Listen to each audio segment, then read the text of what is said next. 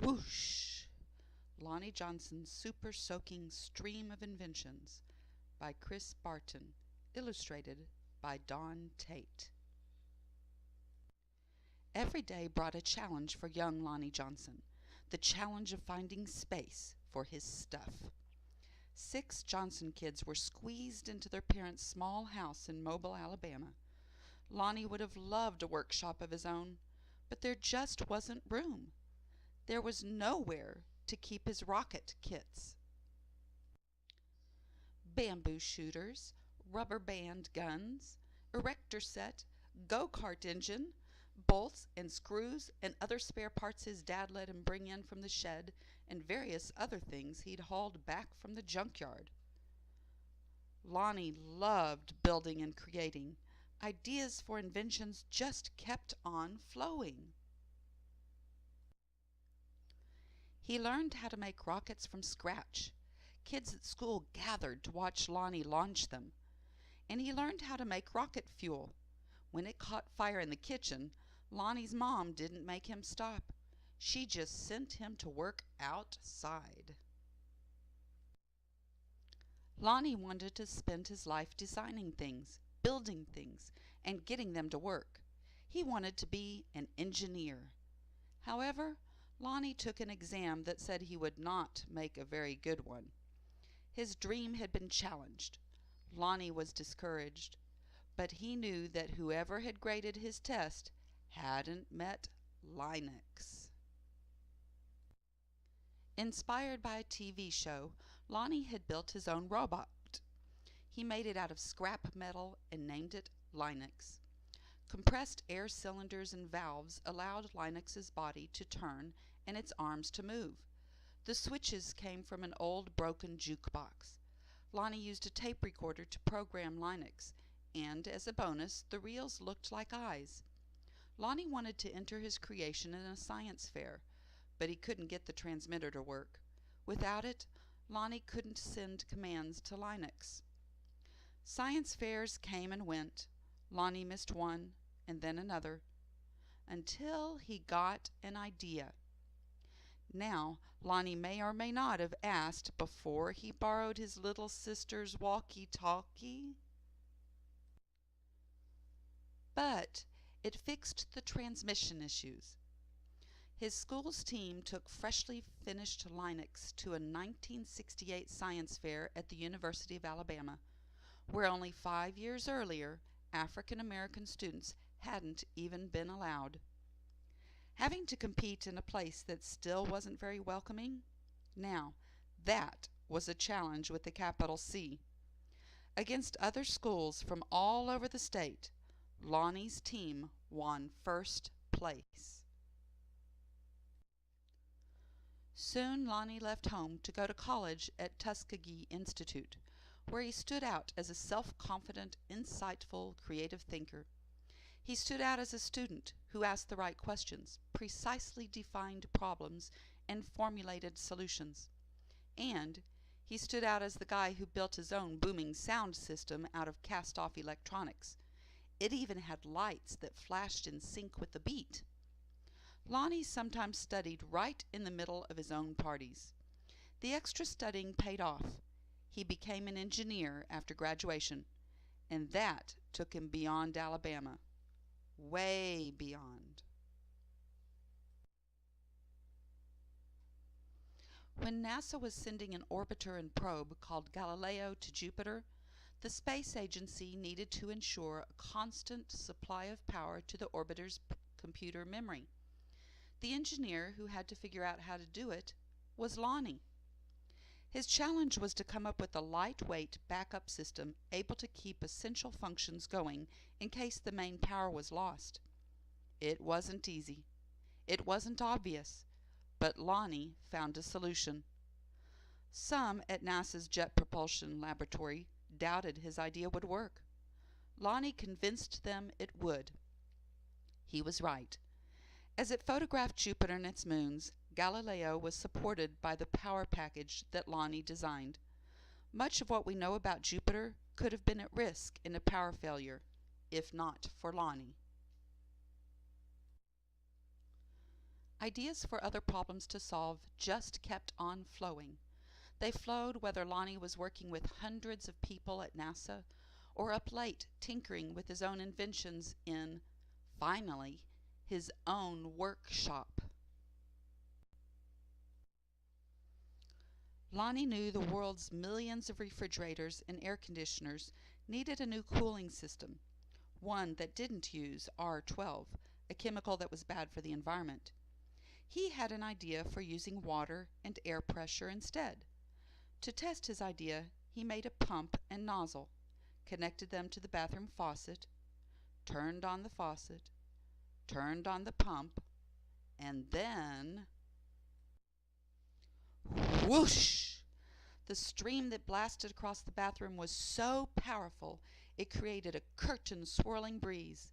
It also gave Lonnie an idea for yet another invention. This, he thought, would make a great water gun.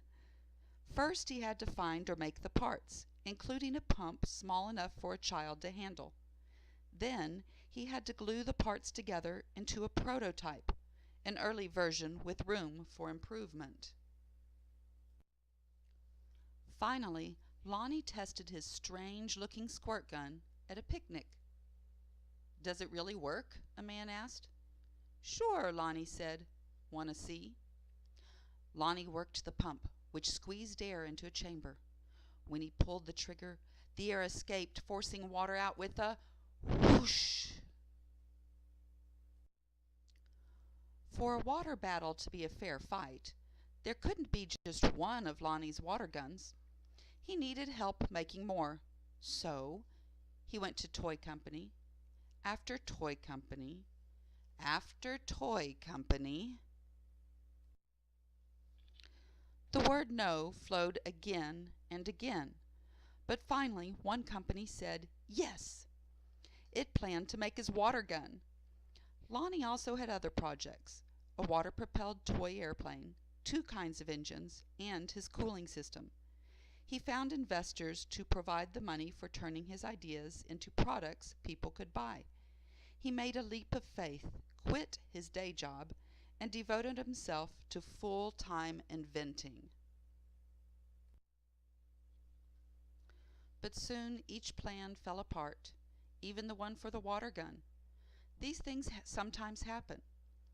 But when they happen one after another to the same person, well, that's some pretty bad luck. Lonnie didn't have a job. He didn't have the money he'd been counting on. He and his family had to move out of their home and into a little apartment. He was angry and scared. But Lonnie had dealt with challenges all his life. He knew a lot about solving problems, and he still believed in his inventions, especially the water gun. Lonnie went looking for another toy company. In 1989, he found a toy maker who was interested in seeing the water gun if Lonnie ever happened to be in Philadelphia. "But don't make a special trip," the guy said. Lonnie made a special trip.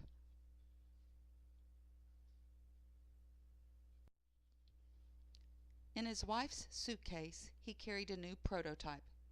He unpacked it, filled the tank with water, pumped the gun until the air pressure was good and high, and whoosh! Wow! Kids everywhere agreed with that wow. Lonnie's water gun, called the Super Soaker, became a smash hit. In no time, there were super soakers in backyards and on beaches, in parks and on playgrounds. Each sale of a super soaker put a little money into Lonnie's pocket. All those hours, all those years that Lonnie spent in his workshop had paid off big time. Now he could afford to do just about anything he wanted.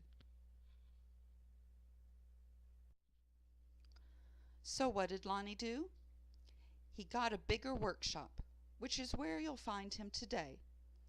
Because facing challenges, solving problems, and building things are what Lonnie Johnson loves to do. And his ideas just keep on flowing.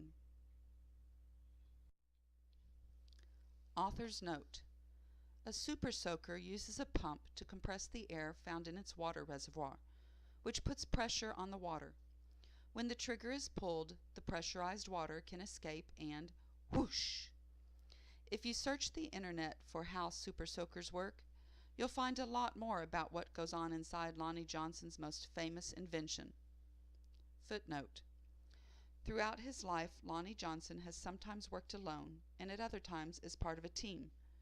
The water gun that began in his bathroom got some help along the way from a builder of prototypes named Bruce DeAndrade.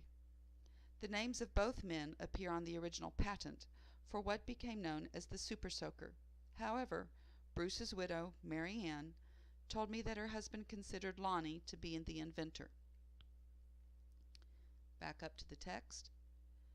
But if you want to better understand how Lonnie Johnson himself works, then you'll put this book down, step away from the computer screen, and get permission to take something apart so you can see those kinds of goings-on for yourself.